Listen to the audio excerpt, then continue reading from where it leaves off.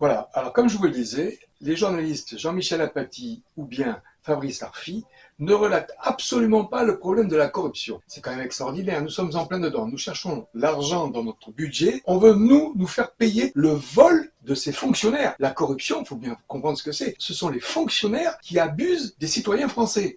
Il faut reprendre dans la Constitution, dans le préambule, il est bien spécifié depuis 1789 et c'est inscrit: le plus grand malheur des citoyens est la corruption des gouvernements. On a tout dit. Alors maintenant, nous avons nos lois et nous devons faire appliquer les lois. Le premier magistrat qui n'applique pas la loi, je suis désolé, dehors, faute professionnelle, et on arrête de payer ces gens-là. Ils ne servent à rien et tous leurs droits sont arrêtés. Et c'est là où on va retrouver un vrai plaisir de vivre en France. Tant qu'on ne retrouvera pas nos lois appliquées, il y aura un problème.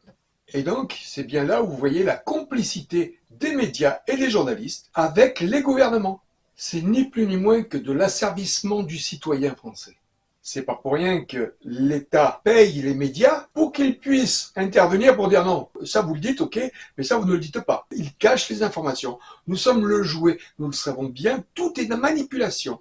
La complicité, c'est au titre de l'article 121.6 et 7 du Code pénal et selon l'article 434-1 du Code pénal. Il définit bien que toute personne qui est au courant d'un crime qui est en train de se passer et qu'on a la possibilité de le faire arrêter, de suite il doit se mettre en rapport avec les procureurs, avec l'administration pour faire arrêter tous ces crimes. Et dans la mesure où ils ne le font pas, eh bien ils sont complices.